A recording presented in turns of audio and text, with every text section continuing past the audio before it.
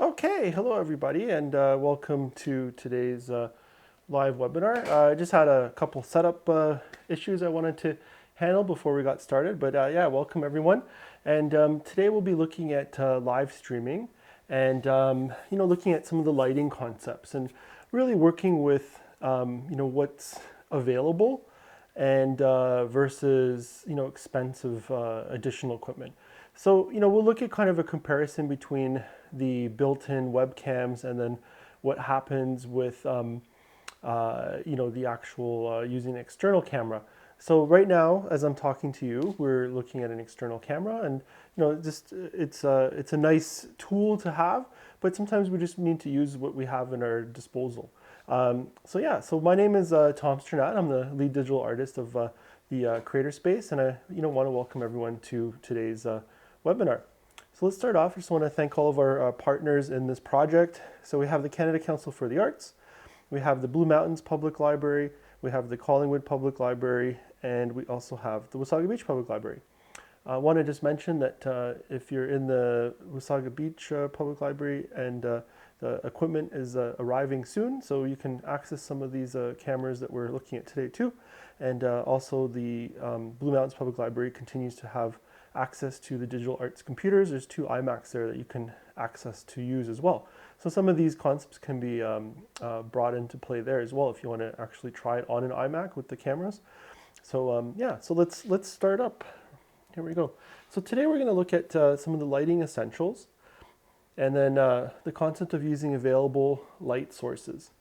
So what do I mean by available light sources? Generally, what I'm talking about are sources such as table lamps and light bulbs and those kind of available things. Now, one thing we forget about a lot is the actual windows of a room. So windows play a big role, either positive or negative in our lighting. And what windows can do is they can help enhance the darkness of a room, but they can also blow out the video of a room. So we're going to kind of look at the 2 concepts of having some of my windows in the studio here. We'll undrape some and look at the extra light and what that does versus having them closed. So I'm in a pretty dark room. The walls are pretty black just for the editing studio that we're live casting from. And you might find generally in a lot of rooms there'll be white walls. So that's kind of the challenge always, is the white walls will add even more light. So we have a little bit more of a controlled environment here. So using available light is crucial. And then we can also add a web camera. So beyond just using the built-in cameras, we can use a web camera, and then they tend to enhance things. So just like I'm talking to you, when we have like a camera set up like this, that's a dedicated camera, we can really start to enhance the look of it, control, usually even more like controlling focus and things like that. So but it's kind of steps. So what's available? And today we want to also talk about what happens if you're patching in someone. So you're doing like a remote interview and you want to record that interview remotely. So you're using like a video conferencing solution to patch in someone. So some of the concepts we talk about today, we can actually add those, or at least relate those to, or relay them to the person we're talking to remotely. So we can say, hey, do you mind putting a light here? What kind of table lamps do you have? So if there always is some time, it doesn't hurt to actually have a bit of that conversation and technically think about what can happen before you start the live video conference. If you're recording it to, let's say, for an interview, if you're doing a documentary or even a podcast or something like that. So if you're recording the video, it doesn't hurt to figure, okay, what are we looking at? Like kind of the backgrounds, what are we looking at in terms of lighting, and overall, having kind of setting the person up for success rather than having a really miserable looking shot. So again, if it doesn't look great, it's not going to look great. So, we're trying to do our best with making things look a bit better or as good as we can, and trying to talk the person through that. So, we'll look at kind of what those ideas are and what they mean. And then at the end, we'll have a Q&A. So I'm sure there'll be a lot of questions. And so again, we're going to talk a lot about theories and concepts, and you can apply this in a ton of different ways. So that, it can be, using available light. You might want to use some continuous LED lights that you might have access to, and just stuff like that. So here's kind of a little bit of a preview. We're going to look at, this is the setup. So this is kind of the iMac that I'm going to be streaming from. And then we have a little bit of a light on the side, and we'll talk more about what that is. But just to give you a little bit of a sneak peek. Okay, so lighting essentials. So there's not a ton of rules, and we'll kind of talk through this as we go. There's a lot of interesting theories behind this, but lighting essentials. So really generally with the webcams and built-in cameras, we're trying to avoid strong backlighting. So what is backlighting? So backlighting comes down to any kind of lighting that's behind the subject. So this usually tends to be like a window. It could be behind someone. And with, a camera that has more range and abilities, like some of our cinema cameras that we have in the libraries, and that kind of or DSLRs, if you have like a photo camera, it has more latitude. And what that means is it can handle the backlight better. But the webcams, and we'll demonstrate that today, really backlighting can destroy a shot. And that again can overpower it, because then it's trying to compensate, and it just really gets confused. It just doesn't have the range to deal with that. So you got to remember that the cameras are, they're essentially like they're super, super tiny. The camera on, an iMac or an iPad or even your phone, right? They're little tiny dots. Versus, the one I'm talking through right now, I mean, this is a lens that's, 77 millimeters front diameter versus, 2 millimeters. So it's a big difference in what it can handle in terms of light. So that's important to avoid backlight. Now, in general for webcams, we want to use a lot of front lighting. And I know if you've joined us for a lot of the other video overviews and lighting, digital cinematography webinars, I always talk about not really using front lighting. So, now we're saying, well, let's use front lighting. And I say use front lighting, but keep it low. So, we have to balance it out. But I think what's important here is that because the webcam is wants that front lighting idea, it doesn't hurt to that's going to be one of your main sources, and we'll demo that today. The other thing too is front lighting also comes from your monitors.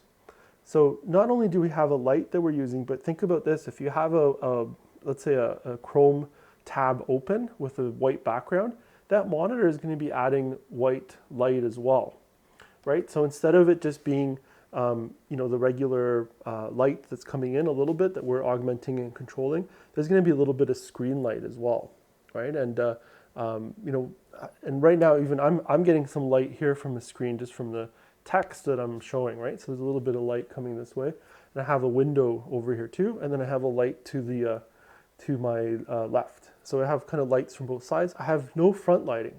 And that's kind of the interesting thing, versus a webcam where we're going to really work with the front lighting. That's one of the main differences in approaching it versus cinema cameras like that we've been working with so far.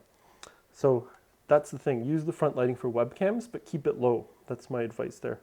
Now, the other thing too is add lighting to your background. This is the fun part. We can actually put splashes of light to the background, and that will enhance it from total darkness.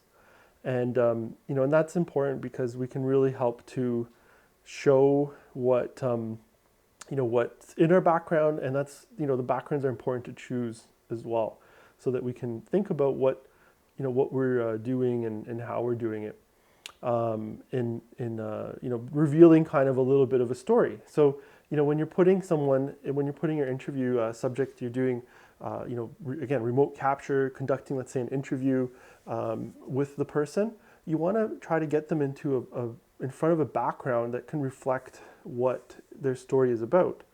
So, and we talked about, we had the green screen a webinar earlier too, so you can access our YouTube channel, tbmcs.ca, and go to our online webinars YouTube channel. And we explore a green screen concept. Now, most of us won't really have a lot of the time or the resources to build in a whole green screen. So again, that's a luxury, and it's great. And you can look at our green screen webinar to see how to light a green screen, and that can be definitely used. Then you can use some of the software. You can change backgrounds. If there's a green screen, it's really easy to replace the backgrounds. We'll look at some of those features today too. So we'll be demoing using Google Meet today. And the other thing too is when you have the person on the other side, if someone's not familiar with it or comfortable with it, try explaining to them to build a green screen, light it, and so on. So instead, let's think about this. Let's say you're interviewing an author, you'd want to have them maybe in a library, have some of their books behind them, and think about the placement and the set decoration, because that background can tell a story. So I'll show you today, my background, I have some of my editing equipment, some decks and hard drives and things that you'll see in the background. So I'm trying to tell the story of we're in an editing suite. So just to kind of convey that idea where we are. So again, if someone's placed, if you're talking to a chef, have them in with a kitchen in the background. So really try to relate your story to what the person is the story that they're saying, and try to relate the background to what they're talking about or who they are, right? So you can imagine putting a chef in front of a bookcase with military books. It doesn't really make sense, right? So versus if you were interviewing, let's say, a veteran, and you have them in front of books, war books, World War II books or something of that nature. So that would make sense, right? So we want to logically place the people in the right kind of backgrounds. So backgrounds can be really, really important. So that's why I say, add lighting, number 3 here, add lighting to your background. That can really change things from the ordinary to definitely more of the extraordinary. And that can be really fun to do. Okay, so let's look at, let's carry forward here and see what we can do. So we'll look at some of the concepts here. So I'm just going to switch over. So I'm going to go from here. I'm going to just switch over to the other camera here. So just give me a moment here. So this is kind of my pre-setup, and we'll talk about what this means. So I have just the monitor set up here. I have, this is called a China lantern. So these are, you can get from a lot of different lighting shops. IKEA specifically sells them. And, I love these lights because, they really help to, they can bring in a nice soft light. And you can see the kind of glow that it does. It's not very harsh. And, it works really nice to add a little bit of lighting to the face, and it can be right from the front. So this is really cost effective too. We're talking about, I think, $10 plus a light bulb. So it's, under $20 to kind of put something like this together. Really effective DIY type lighting, right? So that can really help to figure out, how we can light that and do that. And you can see the nice kind of lighting it does on the face. It's not too strong. And then I have a bit of a dimmer here, and we'll look at what that means later. But see, now I can lower it and change the lighting. So that's kind of an interesting lighting tool that we'll use. So I wanted to find something that's quite effective and not very costly, versus $100 LED lights and that kind of stuff too. So we'll talk about what that does. Okay, so what I'll do is let's first turn off, have a bit of a supplementary light here. So I'm just going to do a couple augmentations here, and then we'll kind of do a scene breakdown of what this means. Okay, so that's kind of our setup there. Now I'm going to just get the webcam up, and let me just go to full screen here, and I'm going to switch it over, and we'll kind of see what we're getting. So here's what we're getting, right? So here's kind of the reverse shot. So here's the webcam.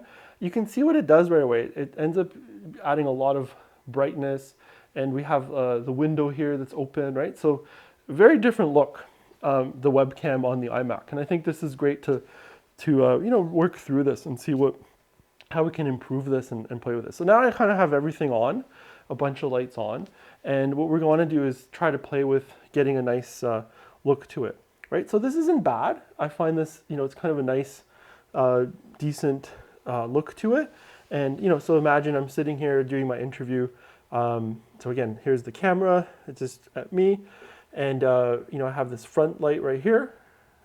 So, and you can see it's getting a little bit strong on my face. So we'll look at how we can correct this and work with this. And I have the light on the back here. So we're gonna turn everything off and kind of rebuild it and see, the best way we can do this. So I'm gonna start by turning off. I had a bit of a background light here, like a table lamp. So I'm gonna turn that off, okay? Then I'm gonna turn off, I had this LED light here that was kind of bringing in everything, right? And then we get into a bit of a darker lighting there. And now we just have the front light here on my face. And again, you can see it's pretty strong, right? So what we can do is, first of all, I'm gonna just look at moving it away from me so it's not so close. Okay, and that immediately starts to, definitely work a little bit better. Okay, so that starts to be a little bit better. And again, you can see it's a little bit strong here. And the reason it's doing this is because this is the brightest light now. We have no other light in this room. So it's trying to compensate and bring everything up.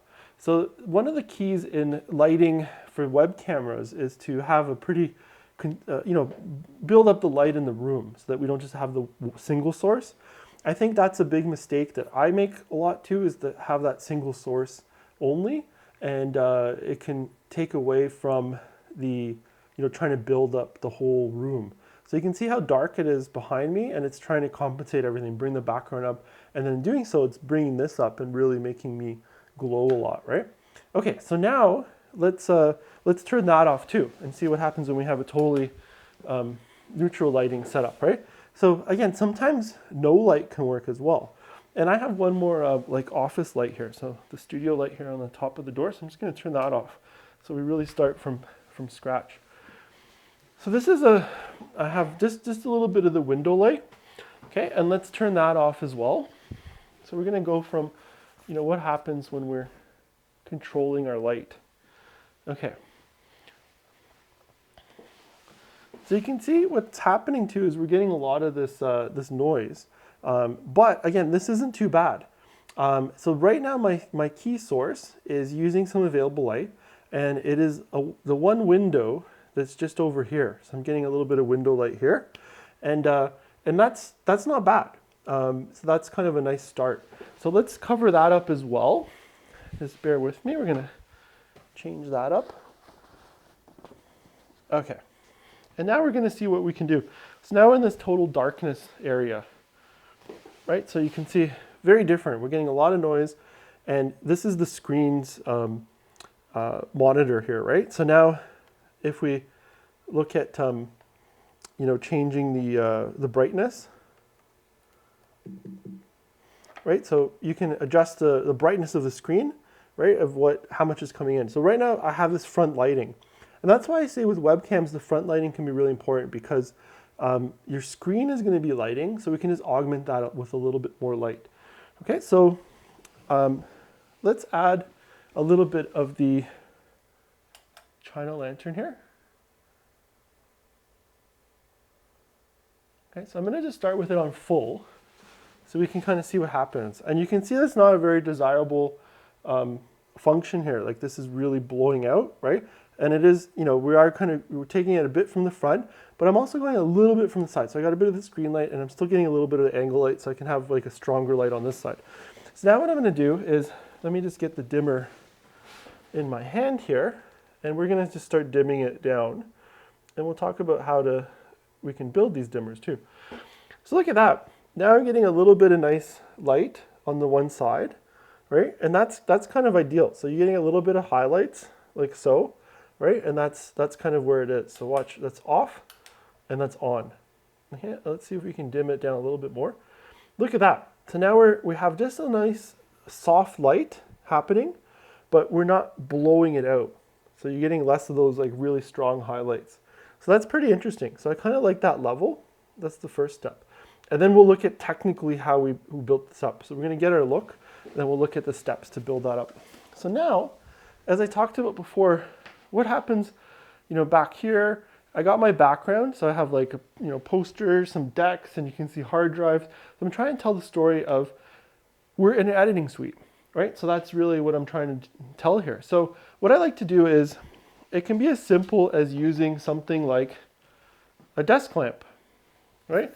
So I just took a desk lamp from another part of the room and the desk lamp can be really effective in just, adding, look how it kind of reveals like stuff, like decks and everything, right? So out of darkness, we get some interesting things, right? So now we can just place this, right? And what I like to do is even place it outside of the shot.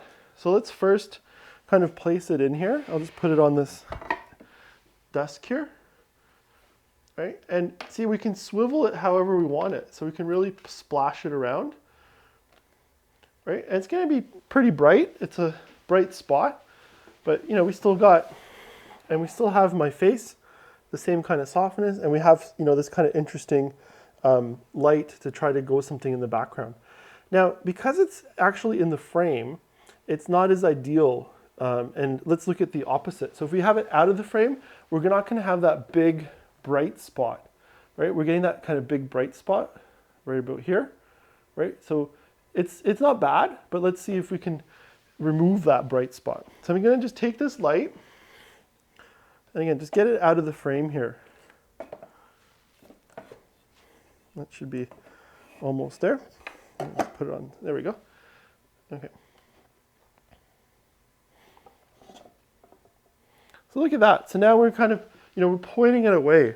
So that's really important, is to try to have, sources that aren't necessarily going right into the camera, right? So look, we start, we kind of build up a little bit of background. I still have a nice soft face from the China lantern here, and I have that background light there, and it's kind of revealing a little bit. Okay, there's like some stuff, a little bit of my mess of some equipment getting charged with batteries, but you start to get the sense of that. Now I have these editing reels up here, so it's like, okay, well, let's try and highlight those a little bit more. Let's build that background up.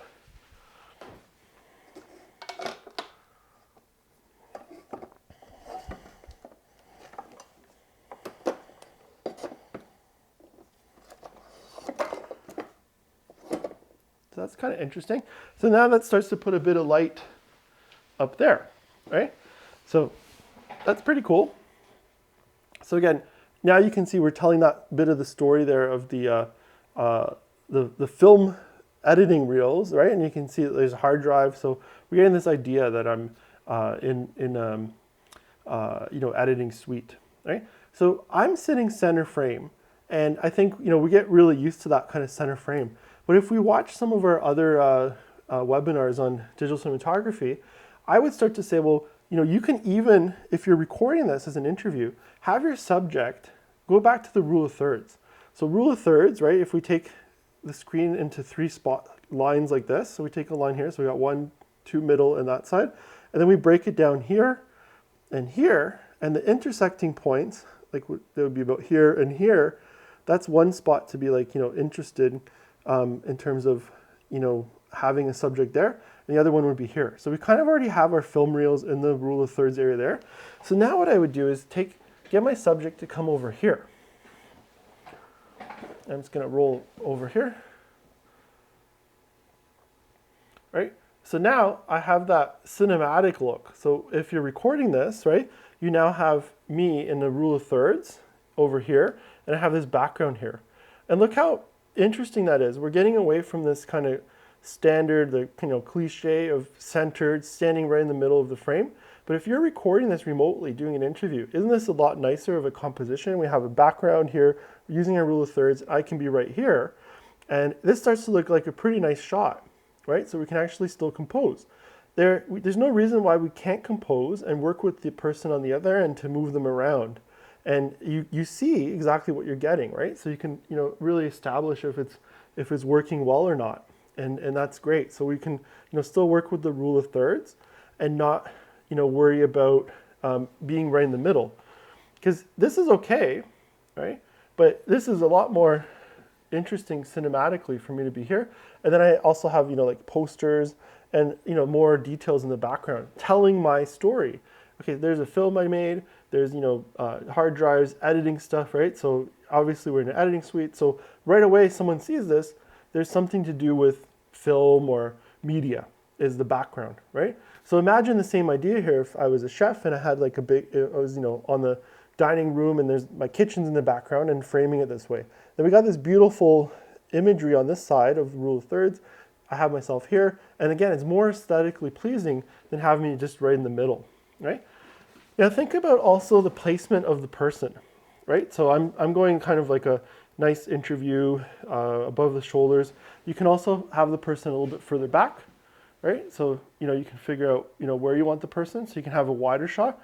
So remember, you can use this just like any other camera and get the person to go forwards or backwards when you're setting up your shot to figure out if you want to have a close-up, kind of a medium close-up like this. I can go even further, right, and be over like this. So you can get different types of shot sizes and, figure out where your subject should be. So again, what kind of story do you want to tell? Do you want it to be really intimate?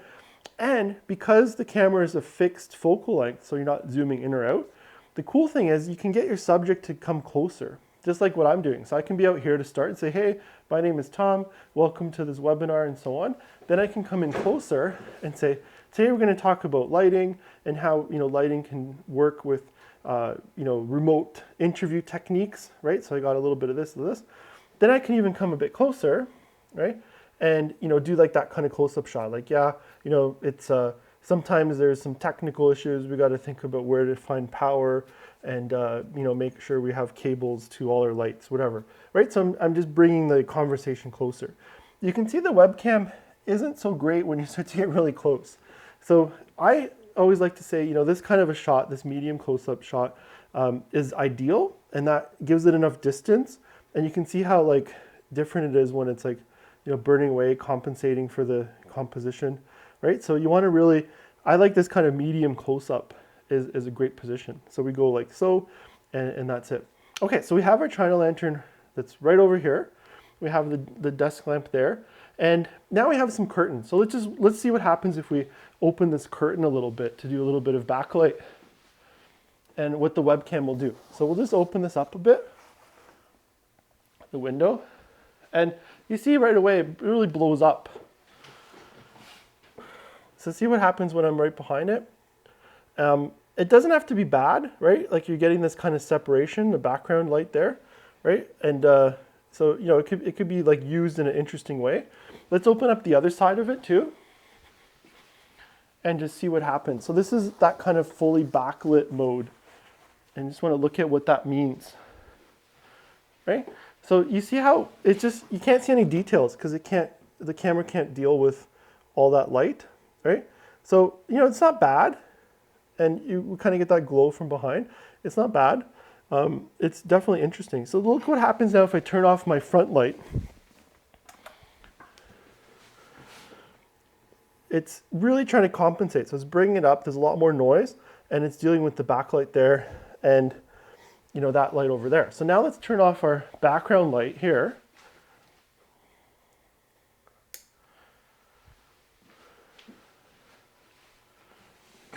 And you can see what it's, again, it's not the worst thing, but you can see that we're getting this nice kind of rim light with the backlight, and and it works, right? But we're getting, again, more noise because we're not adding any light. So if we do have a backlight situation like this, then it really becomes important to get this some front light, like from this China lantern now, right? So that's kind of where it is. So let's look at that's off, right? And let me just bring it up a little bit on the dimmer.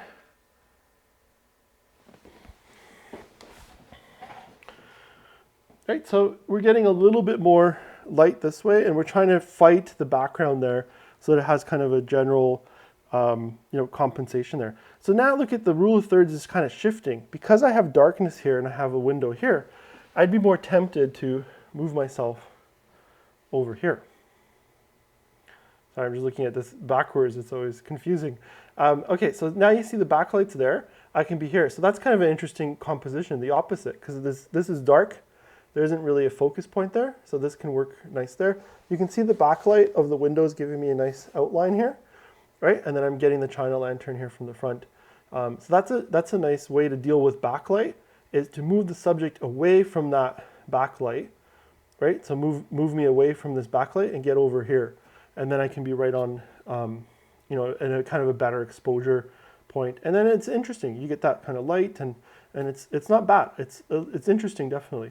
So again, think of those rule of thirds in the composition and dealing with that. If I'm right in the middle, it's a little bit better, but you can see there's a lot of this negative dark area here and a lot of light here. This is kind of its own interesting focal point, and I can be right over here. Okay, so now let's look at using the side window light here as well and see what we can do with that.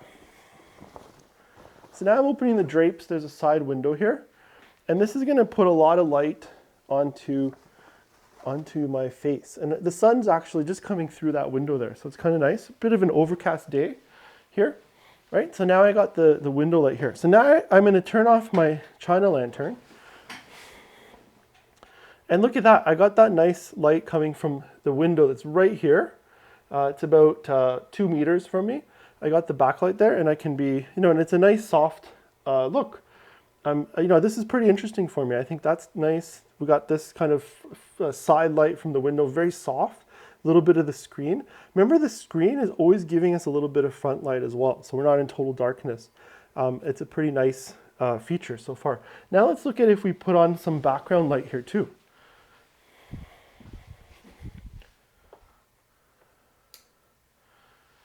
Okay, so now we put on a bit of background light there. Okay, and that plays around with it. And this is kind of a nice way to do a center shot. I have lighting here, and then I can be in the center. So if you really do need to have a center composed shot, keep the two areas lined up like so. So I would probably do something like this, and then as a composition, and that's, again, the light bulb behind me is a little bit bright, so we're going to just try to shift it around a little so it's not so, and actually move it away. So remember the light, if you move light away, it gets less bright, right? So it's called the fall off,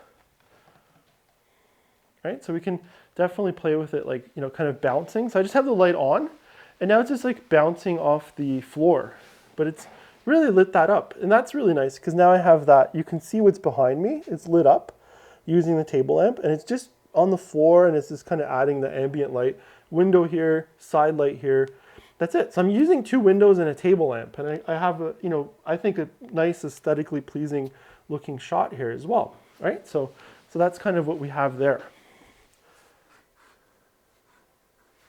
Okay, so far so good. I'm going to check there's a question show up. Okay, so perfect. So if you have any questions, you can start asking as well, because we're going to, we have a few more minutes of some demos, and then I'm going to start being able to ask some questions, answer some of the questions as well, right? So now let's just look at what happens with, what are we doing now? So here's the shot of the China lantern. So I just wanted to explain a little bit about the China lantern. It's a great tool, right? Essentially just a big paper ball like so, and there's a light bulb in the middle, like so, right? So this light bulb, I then have on this dimmer unit. So I've just taken a dimmer, and I've built my own dimmer switch. So it's like an outlet on a wall. And if you search, there's tons of YouTube videos on the DIY like dimmers. So you basically put it in an electrical box, and you just run it through so that the light is attached to this dimmer box. It's just as if it was a dimmer on a wall. But now I have it as a dimmer that I can control. So this is about a $12 box to build, right? And I can totally dim, bring the light up and then dim it down. So that's how we've been doing our dimming. And the LEDs are a little bit sensitive, so you just have to go slowly in the dimming. Right, so we have our full, super full, bring it down until we're in a good spot. So again, down, bring it down slowly, and it kind of fades out right away, so there's always a little bit. That's nice, right? So we have that real nice softness of the light, right? And it's building a very soft light on its own. Plus, once we put it into this China lantern, right? It's such a soft, look at that. There's nothing's blowing out. It's a beautiful soft light, right? And again, we're just having it like right near, just gonna tuck down here. See, and we're just getting that soft glow of as it comes to your face. Very soft and nice, just like the window is right now with an overcast sky out there. So that's kind of the best DIY thing, is you can build a dimmer, have a China lantern, and put it together that way. So that's one element. Now, what I want to do too is, let's look at the table lamp I have. Is literally just this table lamp, right? So nothing fancy, regular desk lamp, plugged in. And remember, I have, there's this type of a light, some sort of LED light on it. You can get different wattages, right? So different wattages have less output. Less output, it's less dark, or sorry, less bright, right? So you can have a darker light. You can get a 20 watt, 40 watt equivalent. So always look at what the equivalents are. So I've been using a 60 watt LED for the China lantern, and this one is a 60 watt as well, right? So that's what that does right there. Okay, so that's a really interesting thing. So that's the table lamp. And again, nothing too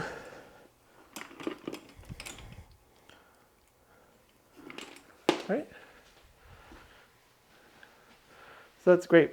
So now the last thing too is we can also use sources like this LED light.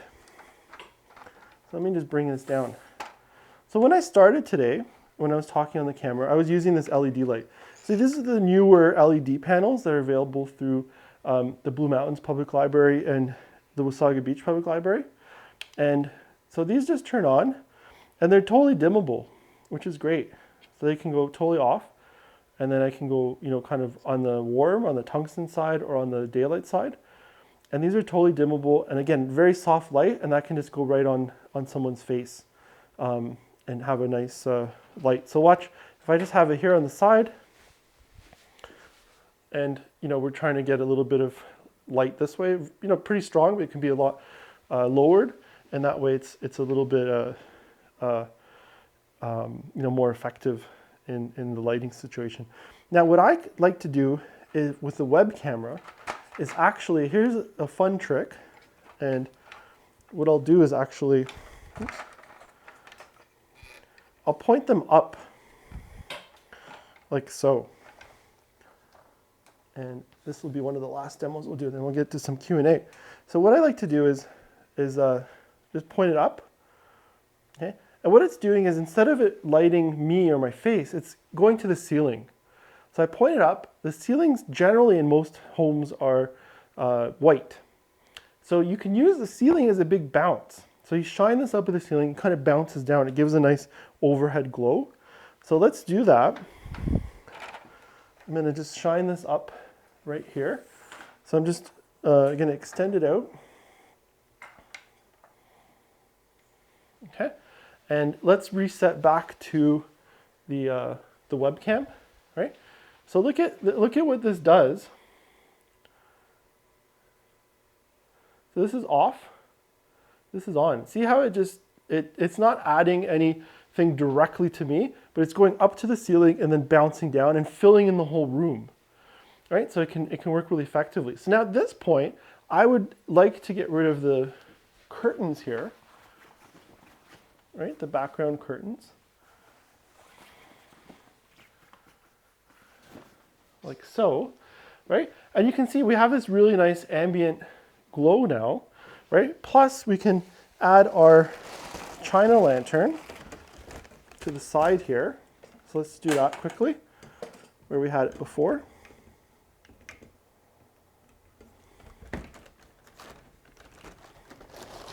Okay, put it right on the stand here. Okay, so we got a bit of the front light here from the China lantern. You can see that's there. And we got that ambient glow. So again, if I was positioning this, I would look at doing something like this, right? So we have that glow from the light. We have this nice frontal light here, and the whole light is bouncing just off the ceiling. There's no direct lighting. And we can dim this and control it how we want. And we can decide if we want it, to be more yellow or so on. right? And and the other thing too is really try to point it away from any kind of, that frame has a plexiglass in it, so it'll reflect more. So that's interesting already. And you can see it's still in the background there, so I'd probably just move this totally out of the way so we're not getting that light there. But look at that nice reflection off the white ceiling. It fills up that whole side, and then I got this nice light here, and we go from there. So some of the other things you can do on these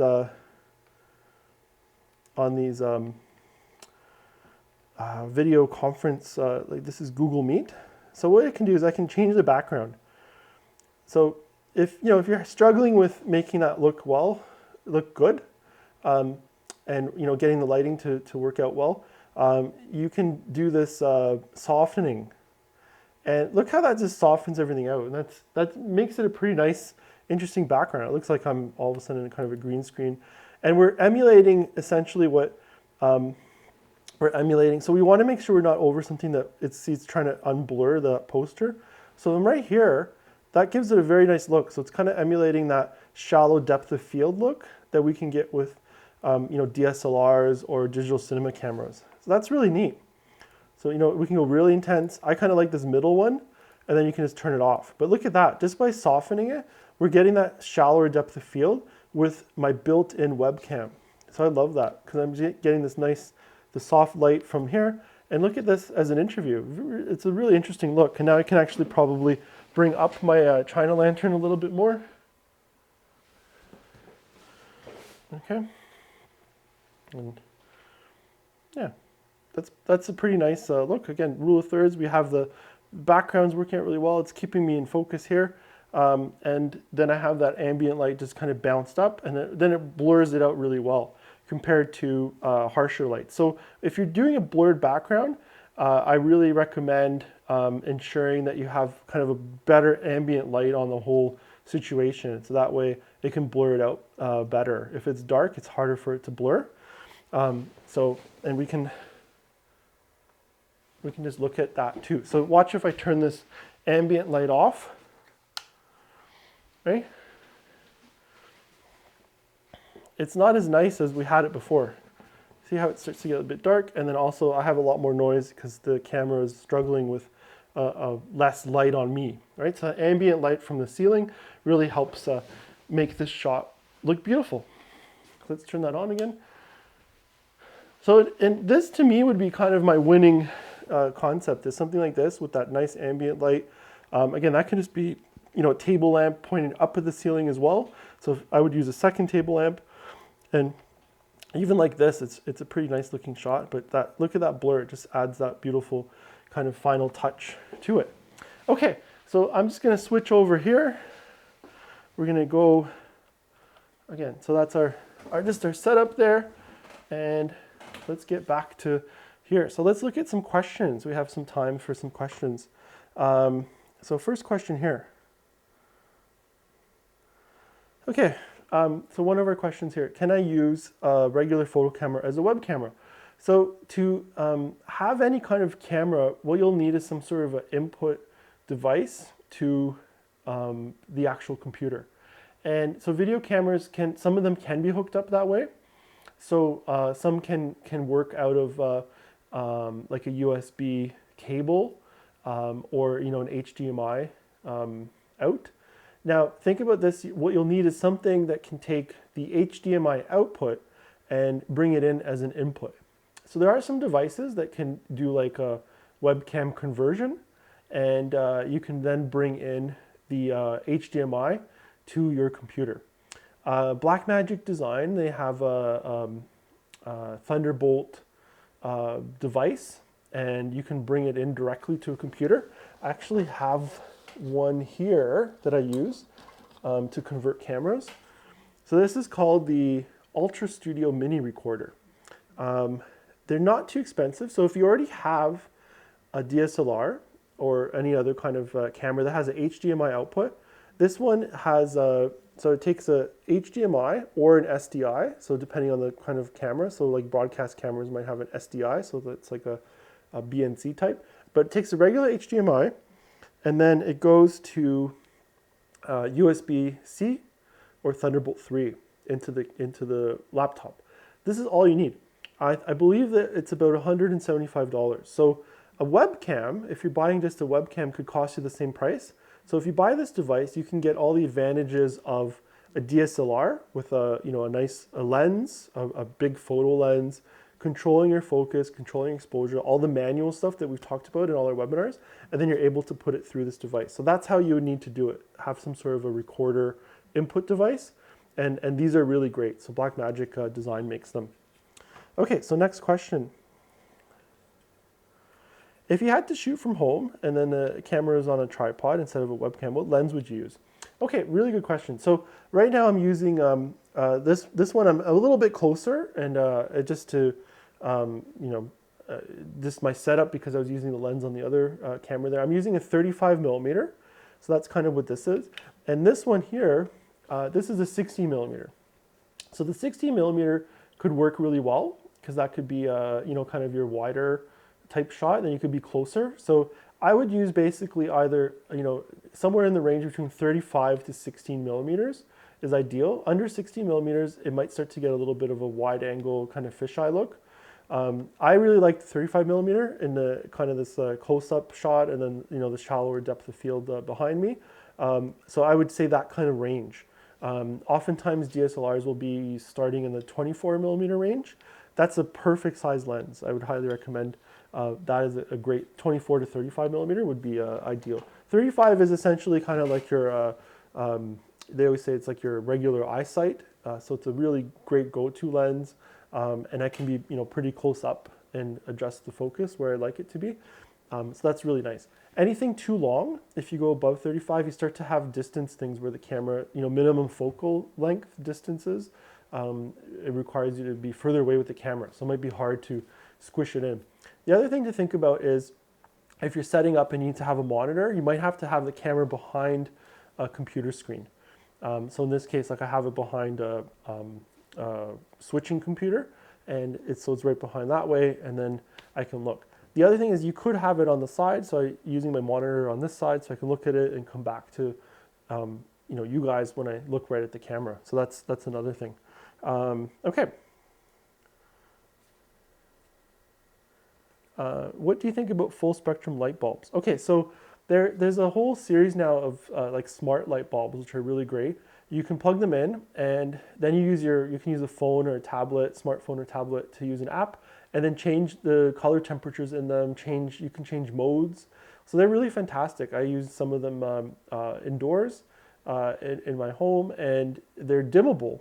So they're dimmable, and you can change if you want it warm, cooler. So you can really match what's happening. So if there's a lot of daylight, that's great. If you want to match, like the table lamp I had was a tungsten, like a yellow color spectrum, 3200 degrees. And then the full spectrum, you can go to 5600. So you can do anything with it versus just it's set at one type of setting. Otherwise, if you need to buy one type of bulb, so today I was demoing the China lantern with a light bulb that's daylight balanced.